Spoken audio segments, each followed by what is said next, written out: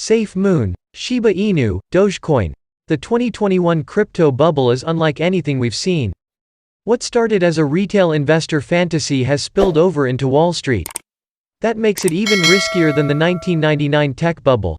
On Wednesday, Ethereum co-founder Vitalik Buterin donated some $1 billion in Shiba Inu crypto to help India fund its COVID-19 response. Black and white photo graphic of hand holding a pin up close to a floating bubble. The bubble has a green dollar sign inside of it. The strange thing? Buterin never bought the Shiba coin himself. Instead, the Shiba community had gifted him the crypto as a joke. By sending him 50% of the outstanding coins, the gag went, the currency would become immune to a rug pull, where controlling stakeholders hijack the coin for personal gain. Other joke cryptos, from Akita Inu to Doge Mars, have since done the same.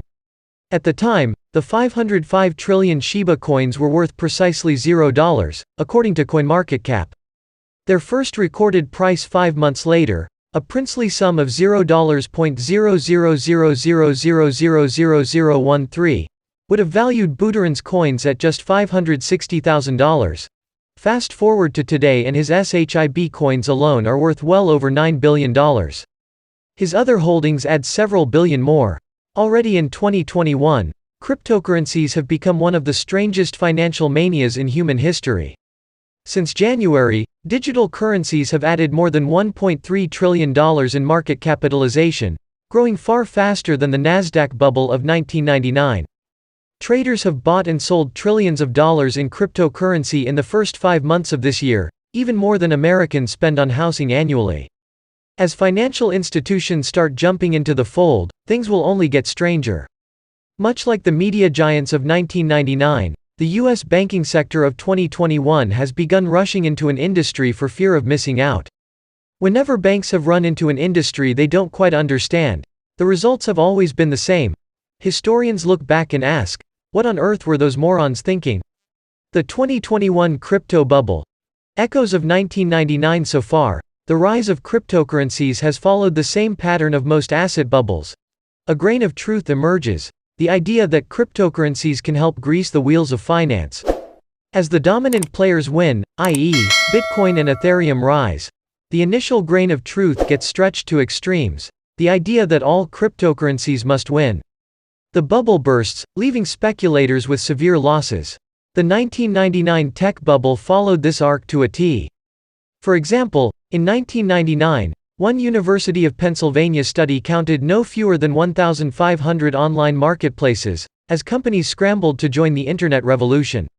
Legacy firms like Mattel and Time Warner went on to splash out billions in buying these unprofitable tech moonshots. But the bonanza didn't last. By 2004, only 31 had survived. Of those, only one public company, 1 to 800 contacts, ended with a price above its initial public offering. The remainder would spend years recouping lost share prices. It would take Amazon almost a decade to break out of its $90 range. As for the legacy firms that bought in on fear, Time Warner would eventually write down 97% of AOL's value, while Mattel would sell the learning company for a catastrophic $27 million. Fools rush in legacy banks have already started feeling the echoes of 1999. Much like the rise of digital media companies, today digital currencies pose an existential threat to existing players. Every dollar of deposits lost to Bitcoin or central bank digital currencies means less available for lending. Many point to Facebook's Libra as the Sputnik moment for banks. If a tech firm could issue a currency, why would customers need commercial banks? In response, bulge bracket banks have rushed to develop in-house crypto platforms. Those without the means have started splashing out on acquisitions instead. According to PwC, a global consultancy, crypto deal-making already doubled in 2020 to $1.1 billion, a minor but rapidly growing figure. Now, 2021 has turned out even stranger. This week, the Andreessen Horowitz-backed internet computer price quickly hit a $45 billion valuation. Today, it is the 9th largest cryptocurrency in the world by market cap.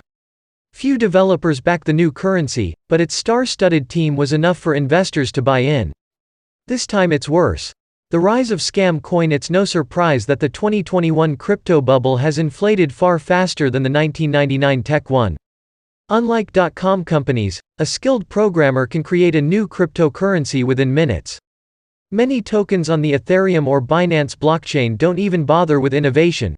Coins like Safemoon copy their code directly from existing tokens. CoinMarketCap now counts over 5,000 different digital currencies. Adding in Ethereum and Binance's token contracts puts that figure well over 700,000.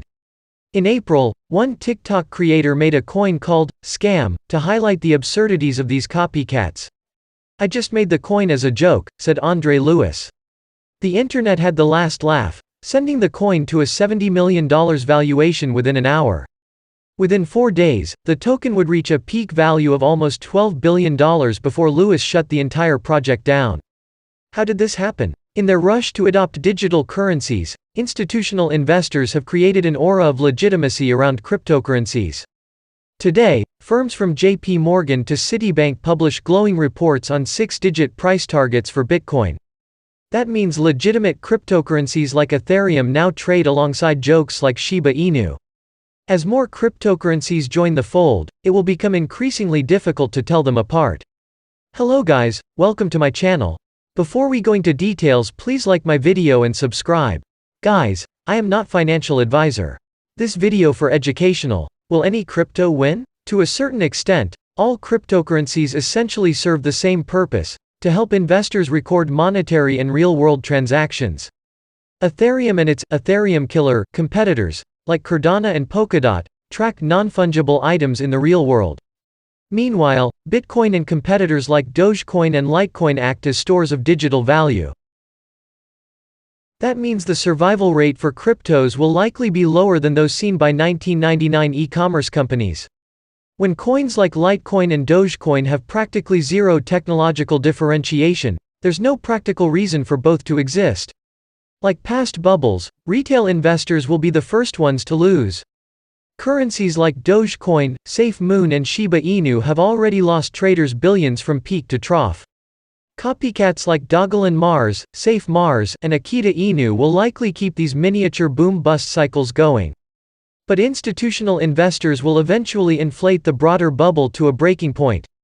From the savings and loan (S&L) crisis of the 1980s to the mortgage-backed bonanza of the mid-2000s, financial institutions have a long history of taking good ideas to terrible extremes.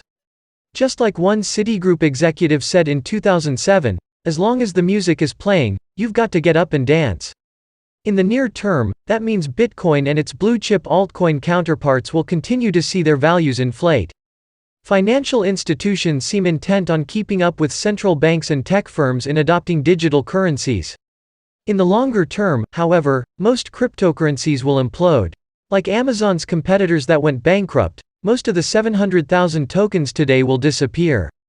Just like the 1999 bubble, we'll look back at 2021, a year where billions in Dogecoin rested on a single S&L performance, and wonder, what were those morons thinking?